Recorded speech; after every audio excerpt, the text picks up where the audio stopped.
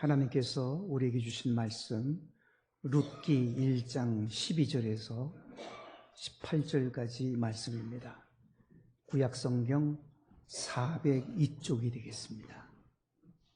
구약 402쪽입니다.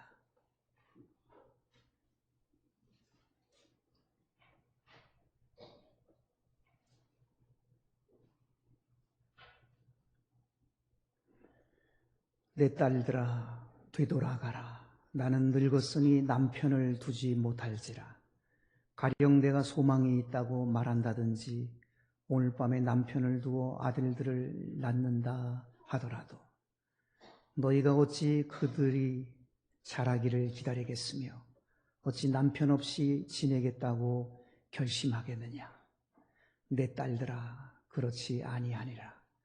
여호와의 손이 나를 치셨으므로 나는 너희로 말미암아 더욱 마음이 아프도다 하매 그들이 소리를 높여 다시 울더니 오르바는 그의 시어머니에게 입을 맞추되 룻은 그를 붙쫓았더라. 나오미가 또 이르되 보라 내 동서는 그의 백성과 그의 신들에게로 돌아가나니 너도 너희 동서를 따라 돌아가라 하니 룻이 이르되 내게 어머니를 떠나며 어머니를 따르지 말고 돌아가라 강권하지 마옵소서. 어머니께서 가시는 곳에 나도 가고 어머니께서 머무시는 곳에서 나도 머물겠나이다. 어머니의 백성이 나의 백성이 되고 어머니의 하나님이 나의 하나님이 되시리니 어머니께서 죽으시는 곳에서 나도 죽어 거기 묻힐 것이라. 만일 내가 죽는 일 외에 어머니를 떠나면 여호와께서 내게 벌을 내리시고 더 내리시기를 원하나이다 하는지라. 나오미가 룻이 자기와 함께 가기로 굳게 결심함을 보고 그에게 말하기를 그치니라. 아멘.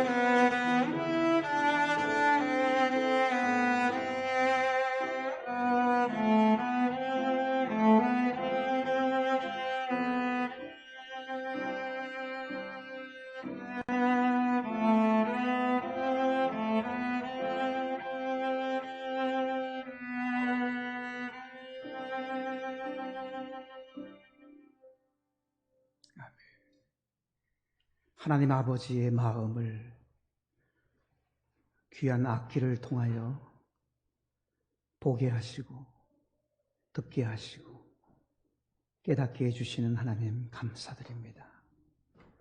가정의 달 넷째 주일을 맞이하여 하나님 앞에 더욱 행복한 가정, 은혜롭고 평안한 가정, 하나님의 복 주시는 가정이 어떤 가정인지 말씀을 통해서 하나님의 음성을 듣기를 원하나이다.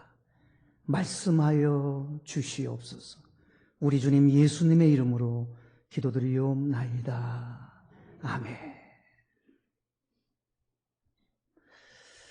미국 남가주대학교에서 평생을 심리학 교수로 계시다가 정년 퇴임을 하신 로버트 골드 박사님이 쓴 논문을 보니까요, 이런 내용이 있습니다. 평생을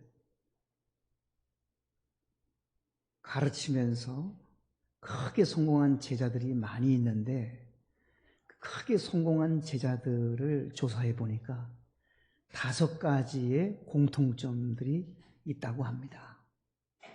크게 성공한 사람들은 무엇이 다른가? 첫째로 발걸음이 빠르다고 합니다. 발걸음이 빠르다고 하는 것은 열심히 있다는 거죠. 성취욕이 있다는 거죠. 성취하고자 하는 열정이 있다는 것이죠. 두 번째로 크게 성공한 제자들을 보니까 두 번째 공통점은 언제나 강의 들을 때 앞자리를 차지했던 학생들이 모두 다 크게 성공을 했다고 합니다. 무엇을 말합니까? 앞자리에 앉는다는 것은 그만큼 적극적이고 진취적이다고 하는 의미를 가지고 있습니다.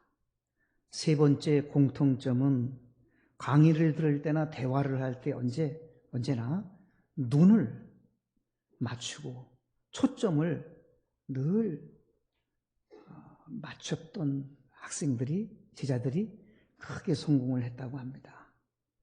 눈을 마주친다고 하는 것은 그만큼 집중력이 있는 것이고요, 의욕이 있는 것입니다. 집중력이 있는 사람, 의욕이 있는 사람이 성공의 길을 걷는답니다. 네 번째는 항상 웃었던 제자들이 크게 성공을 했다고 합니다. 그렇습니다, 여러분. 우는 얼굴에 침 못 뱉는 겁니다. 웃어야 인간관계가 좋아집니다. 따스한 웃음이 대인관계를 원만하게 만들어냅니다. 마지막 5번째 크게 성공한 제자들의 공통점을 보니까요, 어려운 일을 당해도 늘 긍정적으로 생각을 하고 그리고 위기를 기회로 삼는 제자들이 성공을 했다는 거예요. 남을 원망하거나 자기 자신이 낙심해서 좌절하지 아니하고 어려움이 있다 할지라도 고통이 있다 할지라도 고통 속에서 담겨진 의미를 되새기고 고통이 주는 뜻을 되새기면서 전화위복의 기회로 삼았던 사람들이 모두 크게 성공을 했다고 합니다. 여러분, 남가주대학교 출신만 그런 게 아닙니다. 이 땅에 있는 모든 사람들이 동일합니다. 크게 성공적인 삶을 살아가려면 뭔가 달라도 다른 거거든요. 오늘 본문에 보면 그런 가정이 나와요. 말할 수 없는 고통과 슬픔을 당한 가정이었습니다. 그러나 그들은 낙심하지를 않았습니다. 누구를 원망하지도 않았습니다. 불행을 행복으로, 최악을 최선으로 바꿔가는 그 가정, 나오미와 룻의 사랑의 이야기가 담겨져 있는 그 가정이 하나님 앞에 크게 쓰임받고 크게 성공한 아름다운 이야기가 본문에 기록되어져 있습니다. 오늘 본문은 지금으로부터 3200여 년 전의 이야기입니다. 베들레헴이라고 하는 마을에 4식구가 살고 있었습니다. 아버지 이름은 엘리멜렉입니다. 어머니 이름은 나오미입니다. 두 아들이 있었습니다. 말론과 기럨입니다.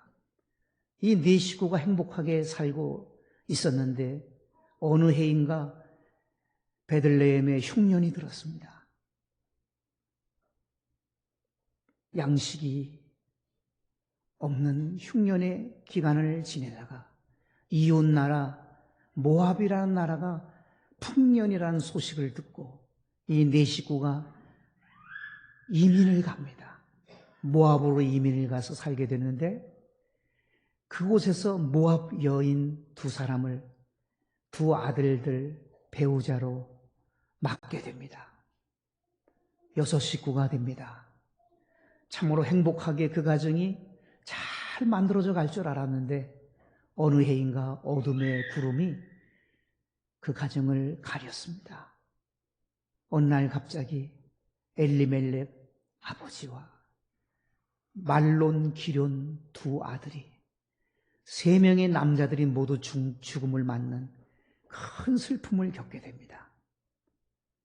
나오미는 며느리 두 며느리들에게 너희들 아직 아기도 없고 젊으니까 새 출발을 해라. 너희들 빨리 친정으로 가라. 간곡하게 부탁을 합니다. 울면서 맏자부는 친정으로 돌아가지만 작은 자부는 어머니 곁에서 어머니가 믿는 하나님 나의 하나님이시고 어머니 백성이 내 백성이고 어머니 죽는 곳에 나도 그곳에서 죽고 어머니 없이는 살 수 없다고 어머니한테 매달립니다. 그래서 나오미와 룻은 나오미의 고향인 베들레헴으로 유대 땅 베들레헴으로 돌아갑니다. 고부가 그곳에서 행복하게 살아요. 얼마나 행복하게 사는지 모릅니다. 그렇게 행복하게 살다가 하나님이 주시는 큰 은혜와 복을 받게 된 이야기가 오늘 본문에 잘 아로새겨져 있습니다. 여러분, 인간 관계 중에서 가장 어려운 관계는 고부 관계가 아닙니까? 누구나 그것은 인정할 것입니다. 우리 민요에도 보면 고부 관계가 얼마나 어려운지를 시사해주는 민요가 있습니다. 이런 가사입니다. 시집살이 개집살이. 이 개는 강아지를 말합니다. 시집살이 개집살이. 고추 당추. 당추라는 단어는 고추의 방언이에요. 고추 당추 맵더라도 시집살이 더 맵더라. 왜 이런 가사가 민요로 만들어졌을까요? 그만큼 시집살이가 고부와의 관계가 힘들다고 하는 것을 시사해주는 가사잖아요. 언제나 시어머니와 며느리는 항상 긴장 관계고 갈등 관계인 것이 현실입니다. 아무리 좋은 시어머니지만 갈등 관계가 되고 긴장 관계를 겪게 됩니다. 그런데 오늘 본문에 나오는 룻과 나오미는요, 한 맺힌 관계가 아니고 눈시울을 뜨겁게 할 만큼 사랑과 축복으로 가득 찬 고부 관계였습니다. 나오미와 룻처럼 시어머니와 며느리의 관계라면 하나님은 틀림없이 복을 주신다는 것을 룻기는 우리에게 분명히 가르쳐주고 있습니다. 룻과 같이 좋은 며느리, 나오미와 같이 좋은 시어머니가 될 때에 그 가문은 복된 가문이 될 수 있다고 하는 것이 룻기의 가장 중요한 메시지 중에 하나입니다. 하나님께서 복을 주시고 복을 누리는 가정은 시어머니와 며느리가 좋은 관계가 돼야 돼요. 자, 그러면 나오미라고 하는 시어머니는 어떤 어머니였는지 우리 함께 현재 시어머님들 더욱 귀를 기울이시고 또 예비 시어머니들도 오늘 말씀을 귀를 잘 기울이셔야 합니다. 나오미는 어떤 시어머니인가요? 첫째는 며느리를 친딸처럼 아끼고 사랑해 주신 시어머니입니다. 며느리를 친딸처럼 사랑해주고 아끼는 시어머니예요. 오늘 본문에도 2번 나오죠. 내 딸아, 내 딸아. 이 룻기에 보면 8번이나 나와요. 며느리를 부를 때에 나오미는 내 딸아 그렇게 불렀어요. 며느리를 부를 때에 여러분들 중에서 내 딸아라고 부르는 시어머니들이 계신가요? 내 딸아. 나오미 시어머니는 며느리 룻을 친딸처럼 아끼고 사랑했다는 거예요. 오늘날 모든 시어머님들이 나오미처럼 며느리를 친딸처럼 아끼고 사랑한다면 아마 고부간의 갈등은 절대로 없을 것입니다. 오늘날 시어머니들이 며느리를 사랑하고 아낀다고 하지만 실제로 내가 배 아파서 낳은 딸처럼 나를 닮은 그 딸처럼 아끼고 사랑하지를 못합니다. 아무리 며느리를 사랑한다 하더라도 내 딸과는 다른 것이 현실입니다. 제가 알고 있는 장한 어머니가 계셔요. 제일 첫째를 아들을 낳고 둘째를 딸을 낳는데 기도 많이 하는 권사님이신데 큰 아들을 먼저 낳은 아들을 목사로 세웠습니다. 그리고 둘째 딸아이는 목사 3호로 세워냈습니다. 기도 많이 하고 정말 며느리를 너무너무 사랑하는 며느리에 너무 배려를 많이 하는 그러한 장한 어머니신데 아들이 어느 해인가 미국으로 유학을 떠나게 됐는데 며느리를 불러다가 이렇게 말을 하는 거예요. 얘야, 내가 부탁 하나 할게. 남자는 말이다 생각이 많아서 운전하다가 사고 낼 염려가 많다. 그러니 내 남편 미국에 가서 차 키 맡기지 말고 언제나 내가 운전을 해다오. 약속할 수 있니? 그랬더니 내 어머니하고 약속을 했어요. 그런데 그해 겨울에 미국에서 교통사고가 났는데 누가 운전하다 교통사고가 났냐면 아들이 운전하다 교통사고가 났습니다. 그 사실을 알게 된 장한 어머니가 전화를 누구에게 했을까요?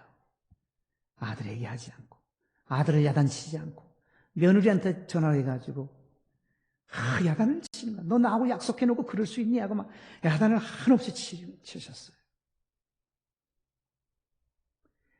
그 다음 해에 딸이 사위하고 함께 미국으로 유학을 갑니다. 이번에는 사위를 불러다가 장한 어머니가 이렇게 말을 합니다. 여보게, 여자는 말이야 기계 다루는 솜씨가 없어. 여자는 기계 만지는데 둔해요, 둔해. 그러니 내 처에게 자동차 키 절대 주지 말고 미국에서 운전하더라도 자네가 하게나. 약속할 수 있어? 네, 그러더라는 거예요.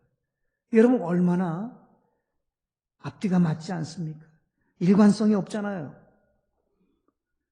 잣대를 아들에게는 이런 잣대를 들이대고 딸에게는 저런 잣대를 들이대고 아무리 기도를 많이 하고 아무리 장한 엄마 좋은 시어머니지만 그런 모습을 보게 되었습니다.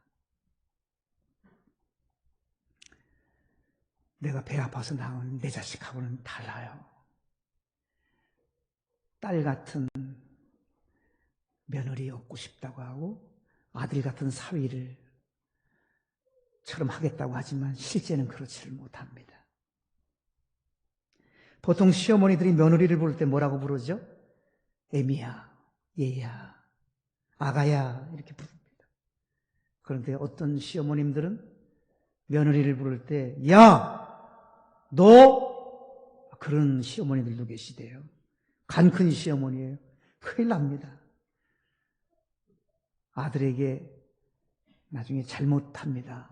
어머니 때문에. 나오미처럼 불러보세요.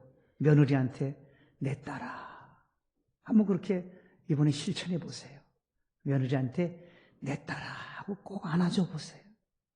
사위에게도 아들아 그러면서 안아줘 보세요.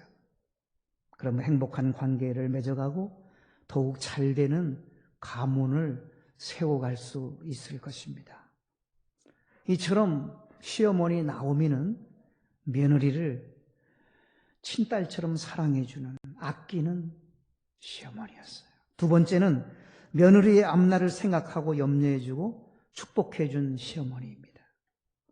여러분, 우연한 일입니다만 어떻게 하루아침에 남편이 잃고 두 아들을 잃었는데 말이죠.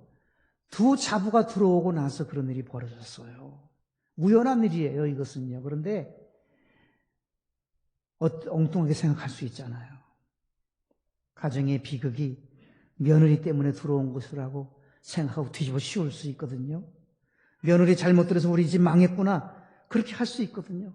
그런데 나오미는요, 오늘 13절 말씀해 보면 이 모든 일들이 나 때문이라고 그렇게 말을 해요. 너희들은 아무 잘못이 없고 나 때문이라고 말을 하고 있고, 너희들이 슬픔 당한 것 때문에 내가 마음이 너무 아프다, 미안하다, 너희들 슬픔 당한 건 나로 인한 거니까 정말 미안하구나, 그런 고백이 13절에 담겨져 있어요.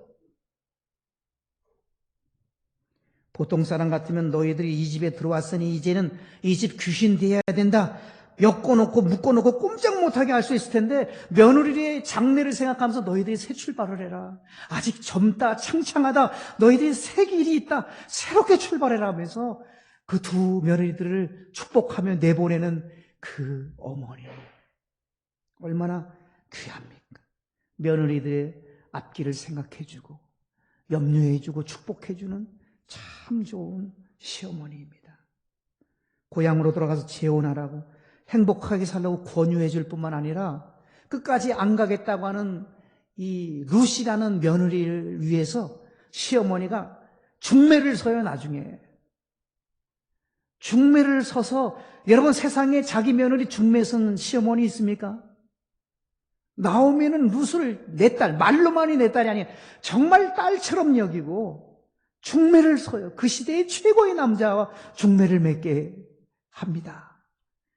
그래서 거기서 얻어진 아들을 나오미는 품고, 내 새끼라고 품고 그 아이를 대대자자손손 가문을 이루는, 그 가문의 줄이 명이 끊어질 수밖에 없었는데 귀한 아들을 얻어서 메시아의 대계를 잇는 나오미의 이야기가 성경에 기록되어져 있습니다. 며느리가 잘되기를 진심으로 축복했던 시어머니 나오미, 그러했기에 하나님이 그 가문을 축복하신 것입니다. 여러분, 고전 문학을 많이 읽으시면 참 좋습니다. 굉장히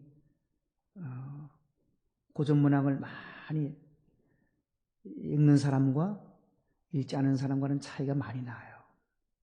고전 문학 중에 여러 많지만 단테가 쓴 신곡, 필독서입니다. 그 신곡에 보면 천국과 지옥에 대한 이야기가 나오거든요. 단테가 지옥에 구경을 갔는데, 지옥은 어떤 곳이냐면 식사 시간이 됐더래요, 가니까. 근데 서로 마주보고 이렇게 앉았습니다, 상에. 차린 것도 참 좋더래요, 지옥인데도. 근데 젓가락으로 꼭 집어서 먹어야 되는데 젓가락이 얼마나 기다란지, 너무너무 길어서 그것을 가지고 집어서 먹기에는 옆 사람 치기 때문에 도저히 먹을 수 없는 상황이래요. 그런데 서로 먹겠다고 그것을 먹다가 나중에는 옆 사람 치고 하니까 칼싸움을 벌이더라는 거예요. 칼싸움. 젓가락 칼싸움. 지옥의 모습. 이번에 천국에 구경을 갔는데 천국도 똑같은 정황이 펼쳐졌는데요. 젓가락도 길고 음식도 잘 차려지고 서로 마주보고 식사를 하는데, 거기는 다른 게 뭐냐면 그 긴 젓가락으로 씹어서 자기가 먹으려고 하는 것이 아니라 앞에 있는 사람이 입에다 넣어주고, 서로가 서로를 입에다 넣어주면서 한없이 좋아하면서 기뻐하면서 그렇게 서로 사랑하고 서로 축복해주는 그러한 곳이 천국이라고 하는 이야기예요. 사랑하는 여러분, 그렇습니다. 싸우지도 않고 사랑으로 가득한 곳이 천국이에요. 서로를 생각해 주는 곳이 천국이에요. 그러나 지옥은 자기밖에 모르는 곳이 지옥이었습니다. 오늘 우리들의 가정도 그러합니다. 우리들의 가정이 천국이 되느냐 지옥이 되느냐의 차이는 그거예요. 서로를 생각해 주고 배려해 주는 곳. 그곳이 천국이지 물질이 많은 곳이 천국이 아니에요. 서로 이해하고 아껴주고 배려하고 품어주고 용납해주는 그곳이 천국인 거예요. 이 나오미는 며느리를 딸처럼 생각해주고 염려해주고 축복해주는 참 좋은 시어머니였습니다. 가정을 천국으로 만드는 시어머니입니다. 우리들의 가정도 그런 가정 꼭 될 수 있기를 주 예수 그리스도의 이름으로 축복합니다. 며느리를 꼭 붙잡고 이번에 이렇게 꼭 기도해 주시면 감사하겠습니다. 며느리하고 같이 함께 앉아서 며느리 손을 꼭 잡고 이렇게 기도해 주세요. 하나님 아버지, 이렇게 잘 키운 귀한 딸을 우리 가문에 보내주셔서 감사합니다. 사돈 가정에 하늘문을 여시고 복을 부어 주시옵소서. 이제는 내 며느리가 소중한 내 딸로 삼아서 사랑하면서 잘 살겠습니다. 그렇게 꼭 기도하세요. 얼마나 귀하게 키운 딸인데요. 얼마나 귀한 딸인데요. 하나님 앞에 감사하고 사돈 가정에 감사하고 당사자에게 고맙다고 하고 축복하면서 천국을 만들어갈 수 있어야 할 것입니다. 옛날에는 시집살이 하는 며느리가 참 많았잖아요. 요즘에는 며느리살이 하는 시어머니들이 많답니다. 며느리 등살에 시어머니들이 너무너무 힘들다고 하는 분들도 의외로 있습니다. 어떤 며느리가 되어야 할까요? 지금까지는 시어머니는 어떤 시어머니가 되어야 되는지 나오미를 통해서 살펴봤고요. 이제는 룻을 보면서 어떤 며느리가 되어야 하는지 함께 말씀을 주목해 보겠습니다. 첫째로 며느리는 룻처럼 되어야 되는데 시어머님을 끝까지 사랑하고 따르는 그런 며느리가 되어야 합니다. 오늘 14절 말씀을 보시기 바랍니다. 오늘 본문 14절에 보면 맨 끝에 보면 룻이 그를 시어머니를 붙쫓았더라. 요즘에 잘 쓰지 않는 단어예요. 룻은 시어머니를 붙쫓았더라. 이 붙쫓았더라라고 하는 단어는 더 악착같이 따라갔다 그런 뜻이에요. 시어머니가 룻에게 너 네 친정으로 가라. 새 출발해라. 너는 앞으로 잘 될 거야 하고 보내려고 하니까 어머니를 붙쫓았어요. 끝까지 악착같이 달라붙었다는 말이에요. 16절을 볼까요? 뭐라고 고백을 하는지 룻이 이런 고백을 해요. 16절 말씀에 보면은 어머니가 가시는 곳에 나도 가고 그 다음에 뭐라고 말하죠? 어머니가 머무는 곳에 나도 머물겠나이다. 어머니의 백성이 나의 백성이 되고 어머니의 하나님이 나의 하나님이 되시리니 17절에 보면 어머니께서 죽으시는 곳에서 나도 죽겠습니다. 거기 나도 묻힐 것입니다. 만일 내가 죽는 일 외에 죽음이 떨어뜨리는 놈을 할 수가 없지만 죽는 일 외에 어머니를 떠나면 여호와께서 하나님께서 내게 벌을 내리시고 더 내리시기를 원하나이다. 이렇게 매달리면서 이렇게 고백을 하는 거예요. 그러니 어머니가 가라고 하겠어요? 그래, 같이 가자. 18절에 보면 또 이렇게 말씀하고 있어요. 나오미가 룻이 자기와 함께 가기로 굳게 결심한 것을 봤다 그랬어요. 함께 가기로 굳게 결심했습니다. 룻은 생명 내걸고 시어머니와 함께 하겠다는 거예요. 그러니 내 딸아 그러죠. 룻기 4장 15절에 보면은 세상 사람들이, 동네 사람들이 룻을 뭐라고 말했냐면, 저 룻은 7 아들보다 더 멋진 며느리야. 7 아들보다 더 귀한 며느리야. 사람들이 다 그렇게 인정해 줬어요. 얼마나 어머니를 잘 모셨는지. 7 아들보다도 더 귀한 며느리. 어머니를 그렇게 잘 사랑으로 받들었습니다. 언제나 어머니의 말씀에 순종을 했던 며느리입니다. 무엇이든지 할 때에 반드시 어머니에게 여쭤봤어요. 어머니 괜찮겠나요? 어머니가 좋은데? 그러면 그때 그 일을 했어요. 그리고 일을 보고 돌아와서 어머니가 궁금해할 때 하기 전에 다 얘기를 했어요. 저건. 어머니 오늘 이런 일이 있었는데 저런 일이 있었는데 이렇게 되고 이렇게 됐습니다 하고 사실대로 잘 말씀을 드렸어요. 그리고 어머니 말씀대로 다 행했습니다.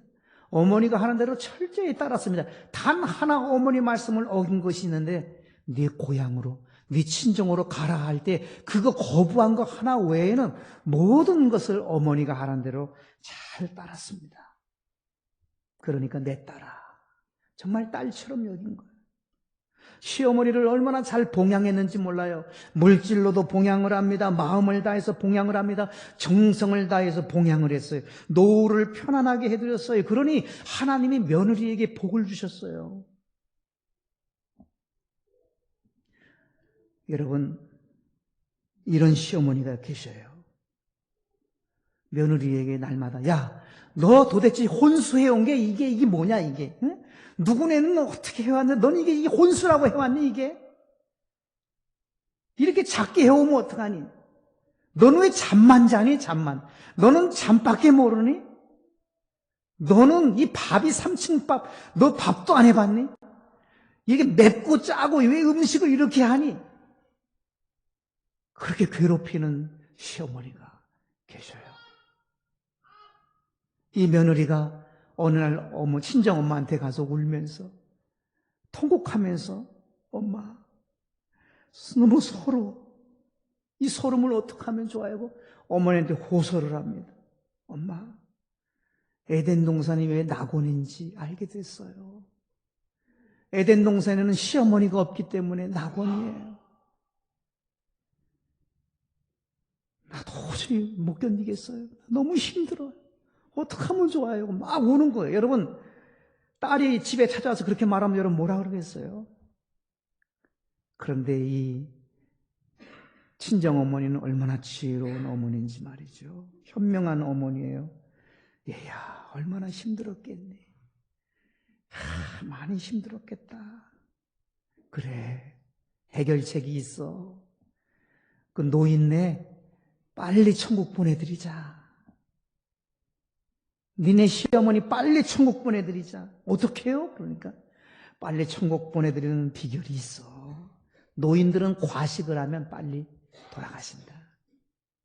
그러니 네 시어머니가 좋아하는 음식이라는 음식은 매 새끼 그렇게 싹 하다가 입에 맞는 거 계속 해드려라. 필요한 돈은 내가 제공하마. 친정어머니가 그렇게 제안을 했어요. 그 친정어머니가 주는 돈을 좀 보태가지고 말이죠. 매 새끼를 그렇게 좋아하는, 입에 맞는 거 좋아하는 거 계속 사다가 대접을 해드리니까 이 시어머니가 야, 너 돈 어디서 나서 날마다 이렇게 비싼 거를 이렇게 자꾸 해오니? 그러더라는 거예요. 예, 친정 갔다 왔잖아요. 친정의 어머니가 주셨어요. 이렇게 얘기를 할 때요. 계속 그렇게 해대니까 시어머니가 말이죠. 째려보는 눈이 유순한 눈으로 바뀌더래요. 며느리만 볼 때마다 늘 째려보고 며느리를 막 그냥 시답지 않게 봤던 시어머니가 이제는 온화한 눈으로 쳐다보면서 말도 바뀌었대요. 야! 이랬던 말을 얘야 이렇게 바뀌더래요. 부드러워지더래요. 그러고 나니까 이 며느리의 마음도 녹아져가지고 어머니에 대한 증오심이 사라진 거예요. 며느리도. 그래서 동네에 아주 효부라고 하는 소문이 막 퍼졌어요. 지혜로운 어머니의 충고로 인해서 얼마나 아름다운 가정을 세워갑니까? 만일 현명하지 않는 친정 어머니 같았으면 어떻게 반응했겠어요? 야, 그 늙은이 내가 가만 안 두겠다. 그래, 너 가지 마. 너 여기서 살아. 내가 그거 하고 가만 안 두겠다. 내가 손 좀 볼게 하면서 전화해대고 쫓아가고 그러면 갈라서야 되잖아요. 어떤 딸을 괴롭혀 있는 막 대들고 덤비고 싸웠으면 당장은 시원할지 모르지만 결과가 어떻게 되겠습니까? 여러분, 인간관계는 메아리와 같은 거예요. 우리가 산에 올라가서 사랑해요 그러면 저기서도 사랑해요 요요요요요 하고 나한테 오는 거란 말이에요. 인간관계는 메아리입니다. 어머니 사랑하면, 어머니 감동받으면 며느리도 감동받는 그러한 일들이 오는 거예요. 자, 그러면 이렇게 좋은 시어머니와 며느리가 아름다운 사랑의 이야기를 엮어갔을 때에 결과가 그럼 어떤 결과가 있는지 제일 중요한 결과를 우리 한번 볼까요? 자, 결과를 보면 시어머니가 앞장서서 며느리를 중매에 서서 재혼을 시키는데 그 시대의 최고의 남자, 유력자, 성경이 유력자라고 소개하고 있는데 보아스라고 하는 남자와 결혼을 합니다. 재혼을 합니다. 룻이 잘나서 된 게 아니에요. 룻은 잘난 게 없어요. 그 시대의 이방인은요, 천대받았던 대상들이에요. 그런데 하나님이 아시니까 하나님이 보아스의 눈을 확 사로잡아서 비틀어 놓으니까 말이죠, 룻이 과부가 아니라 소녀로 보여진 거예요. 그래서 마음을 연 거예요. 하나님의 은혜입니다. 그 시대의 최고의 남편을 얻었습니다. 그리고 자녀를 줬는데 그 자자손손이 어떻게 됐죠? 다윗 왕의 할머니가 돼요. 룻은 다윗 왕의 할머니. 손자 중에 다윗 왕이 나온 거예요. 대대의 자자손손 왕이 되는 후손들의 가운데서 왕권이 이어지는 왕손이 돼요. 왕손 가문. 큰 은혜와 큰 복이잖아요. 최고의 남편, 귀한 자녀손들, 무수한 재물들, 그리고 본인 룻은 룻기라고 하는 성경책의 주인공으로 새겨져 있습니다. 예수님의 가문을 세웁니다. 예수님의 조상이 됩니다. 멋지고 행복하게 살다가 천국에 들어갑니다. 어머니와 함께 천국에서도 영원히 천국에서 먼저 가신 그러한 분들과 만나서 영원히 천사처럼 영원히 사는 좋은 시어머니, 좋은 며느리가 되었습니다.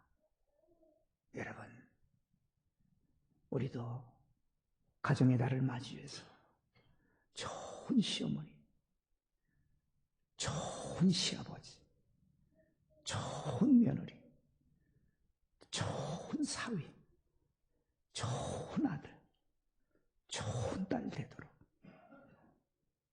나를 더욱 새롭게 할 수 있는 은혜가 있었기를 간절히 소망합니다. 그래서 가정마다 천국을 이루시고 가정마다 하나님이 부어주시는 복된 가문을 꼭 이루실 수 있기를 우리 구주 예수 그리스도 이름으로 축복합니다. 아멘.